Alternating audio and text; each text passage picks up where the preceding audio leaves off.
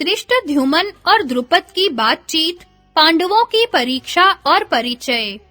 वैशंपायन जी कहते हैं, जन्मेजय, धृष्टद्युम्न पांडवों के इतना निकट बैठा हुआ था कि वह उनकी बातें तो सुन ही रहा था, द्रौपदी को भी देख रहा था। उसके कर्मचारी भी उसके साथ ही थे। वहां की सब बात देख सुनकर वह अपने पिता द्रुपद के पास पहुंचा। द्रुपद उस समय कुछ चिंतित हो रहे थे। उन्होंने अपने पुत्र धृष्टद्युम्न को देखते ही पूछा, बेटा द्रौपदी कहाँ गई? उसे ले जाने वाले कौन हैं? मेरी कन्या किसी श्रेष्ठ क्षत्रिय अथवा ब्राह्मण के हाथ में ही पड़ी है ना? कहीं किसी वैश्य या शूद्र को तो नहीं मिल गई?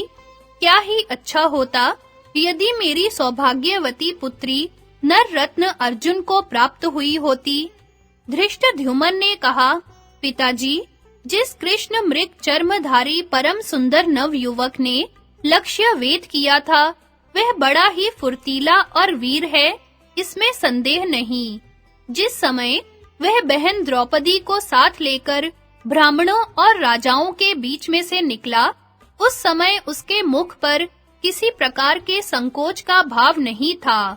उसकी डिठाई देखकर राजा लोग क्रोध से जल भुन उठे और उन पर आक्रमण कर बैठे।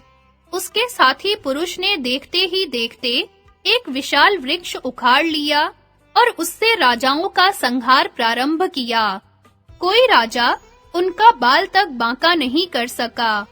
वे दोनों मेरी बहन को लेकर नगर के बाहर कुम्हार के घर गए। वहां एक अग्नि के समान तेजस्विनी स्त्री बैठी थी। अवश्य ही वह उनकी माता होगी। उसके पास और भी 3 परम सुंदर नव युवक बैठे हुए थे। उन्होंने अपनी माता के चरणों में प्रणाम करके द्रौपदी को प्रणाम करने की आज्ञा दी और अपनी माता के पास उसे रखकर सब भाई भिक्षा मांगने चले गए। भिक्षा लेकर लौटने पर द्रौपदी ने माता के आज्ञा अनुसार देवता ब्राह्मण आदि को दिया, उन लोगों को परोसा और स्वयं खाया। द्रौपदी उनके पैरों की ओर सोई। सभी लोग कुश और मृग चर्म बिछाकर धरती पर सो रहे थे।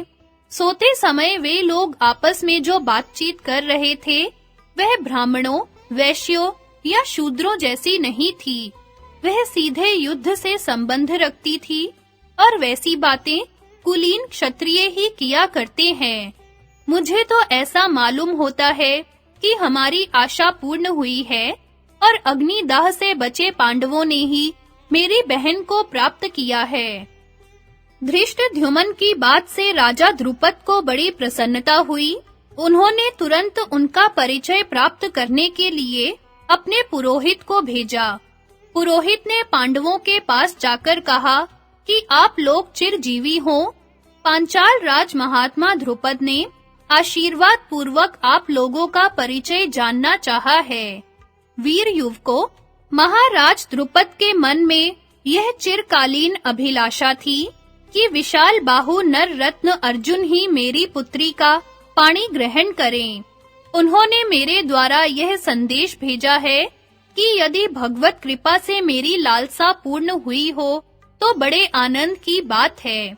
इस संबंध से मेरा यश, पुण्य और हित होगा। युधिष्ठिर की आज्ञा से भीमसेन ने पुरोहित जी का आदर सत्कार किया। वे आनंद से बैठ गए और पूजा स्वीकार की। युधिष्ठिर ने कहा, भगवन, राजा द्रुपद ने स्वयंवर करके अपनी पुत्री का विवाह करने का निश्चय किया था। यह क्षत्रिय धर्म के अनुकूल ही था। स्वयंवर करने का उद्देश्य किसी व्यक्ति के साथ विवाह करना तो नहीं था। इस वीर ने उनके नियमों का पालन करते हुए भरी सभा में उनकी पुत्री को प्राप्त किया है। अब राजा द्रुपद को पछताने की कोई आवश्यकता नहीं है। इसके द्वारा उनकी चिरकालीन अभिलाषा भी तो पूर्ण हो सकती है। जिस समय धर्मराज युधिष्ठिर इस प्रकार कह रहे थे, उसी समय राजा द्रुपद के दरबार से दूसरा मनुष्य वहां आया। उसने धर्मराज युधिष्ठिर से कहा कि महाराज द्रुपद ने आप लोगों के भोजन के लिए रसोई तैयार करा ली है। आप लोग नित्य कर्म से निवृत्त होकर राजकुमारी कृष्णा के साथ वहां चलिए। सुंदर घोड़ों से जुते रथ आप लोगों के लिए खड़े हैं। धर्मराज युधिष्ठिर ने माता कुंती और द्रौपदी को एक रथ में बैठाया और पांचों भाई 5 विशाल रथों में बैठकर राजभवन के लिए रवाना हुए। राजा द्रुपद ने पांडवों की प्रवृत्ति की परीक्षा लेने के लिए राजमहल को अनेक वस्तुओं से सजा दिया था। फल-फूल, आसन, गायें, रस्सियां, बीज और कृषकोपयोगी वस्तुएं एक और सजाई गई थी। दूसरी कक्षा में शिल्प कला के काम में आने वाले औजार रखे गए थे। तरह-तरह के खिलौने एक और, दूसरी ओर ढाल, तलवार, घोड़े, रथ, कवच, धनुष बाण, शक्ति, रिष्टि और भुशुंडी आदि युद्ध की सामग्रियां शोभायमान थीं। उत्तम वस्त्र, आभूषण अन्य कक्षा में शोभा पा रहे थे।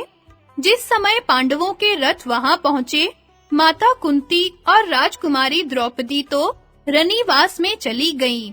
राजमहल की स्त्रियों ने बड़े आदर सत्कार के साथ उनकी अगवानी और सम्मान किया। इधर राजा, मंत्री, राजकुमार, उनके इष्ट मित्र, कर्मचारी और सम्मानित पुरुष पांडवों के शरीर की गठन, चाल ढाल, प्रभाव, पराक्रम आदि देखकर बहुत आनंद के साथ उनका स्वागत करने लगे।